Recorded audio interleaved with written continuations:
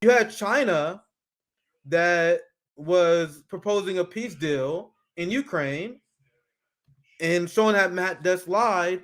Zelensky and the United States have no interest in that. No interest in that whatsoever.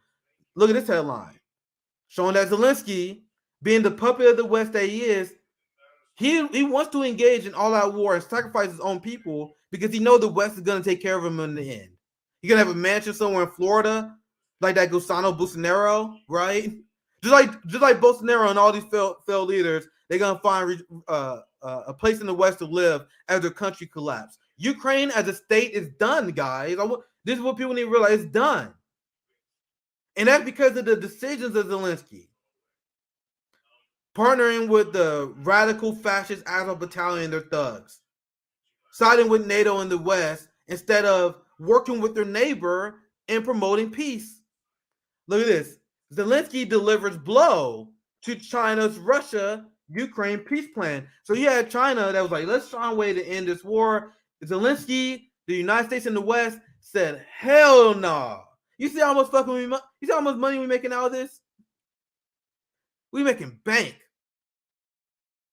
Bro, Raytheon making bank, and they donate to me. You know how much money? I ain't about in this shit. You got Ukrainian government officials buying real estate up. Western media, no questions about it.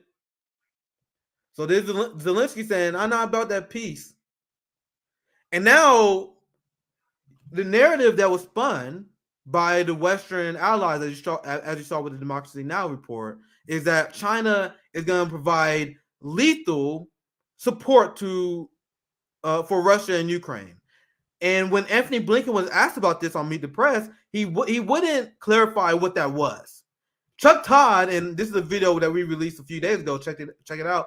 Chuck Todd accidentally destroyed Anthony Blinken because he was asking basic questions like, what is your evidence that China wants to provide lethal support for Russia and Ukraine? And he couldn't provide it. Now, we all know now that was just a psyop in response to this story of China being a leader on this issue and said, we want to promote peace the same way that you had Naftali Bennett in Israel that wanted peace. You have the Global South in Africa that wanted peace. You have Lula, the leader of the largest country of Latin America, South America.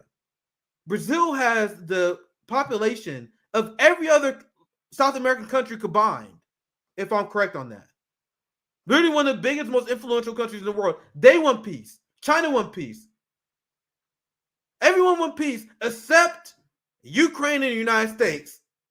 And trust me, Europe does want peace, but the United States is like, hey, Boris Johnson, hey, Germany, Finland, Sweden, if you motherfuckers say anything, you're done.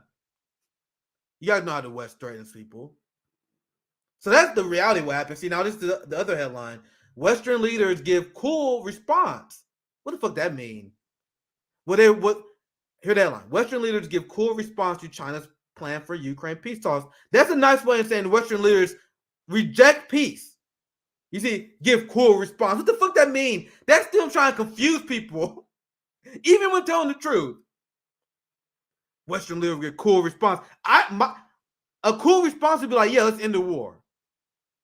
No, the headline should be Western leaders reject peace in Ukraine once again. Matt Dustin and NATO left caught lying once again when they say Biden wants peace. Well, that's an RBN headline, right? But that's what the reality of the situation is.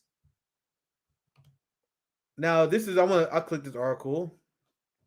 This is another one. Come on, load, let's go. U.S. joins EU in rejecting Beijing's peace proposal. Sanctions more Chinese firms. This is the nation that Matt Duss, Bernie, and the NATO left praises. Oh, Biden definitely want peace.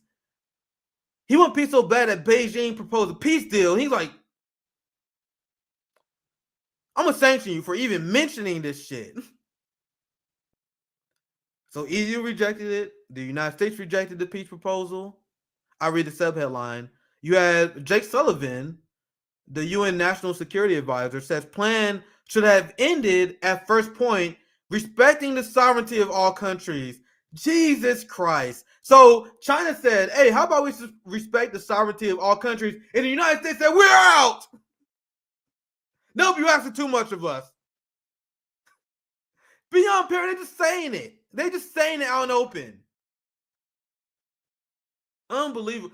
China's like, how about you guys respect the fact that Taiwan is part of China? You guys have recognized that since 1970. Even NATO recognized the fact that Taiwan and China. They said respect the sovereignty of another country. Hell nah. That's the United States, guys.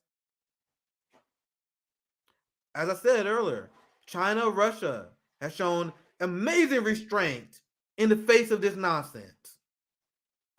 Anthony Blinken says, well, he tells the UN Security Council not to be fooled by calls for temporary or unconditional ceasefire. So Anthony Blinken in the United States position is, hey guys, don't be fooled by peace.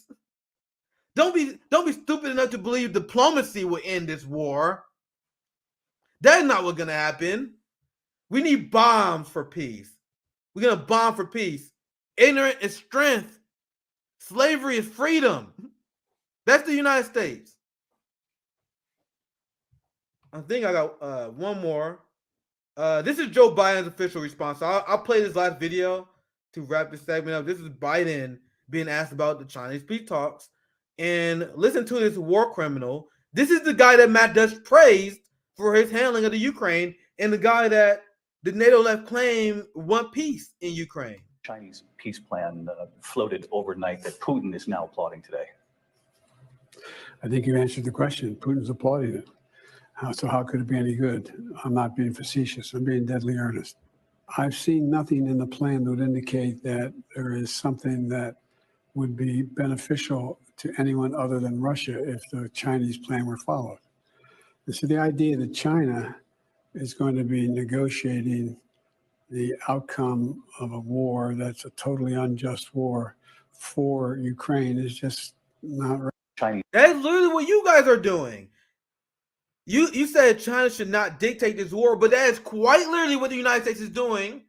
And Ukraine is not a NATO Western state. This is a regional conflict that you guys got in for reasons of expansion and geopolitical dominance. So China is not even doing what you guys are doing. China said, how about you guys end the fighting because it's hurting our business. Africans are starving over here. It's hurting our business. So we end the war, and then Biden says, oh my God, China trying to meddle in this conflict. Ridiculous. Painfully ridiculous. And note in the beginning, he says, oh, we can't follow this peace plan because it will give everything that Vladimir Putin wants.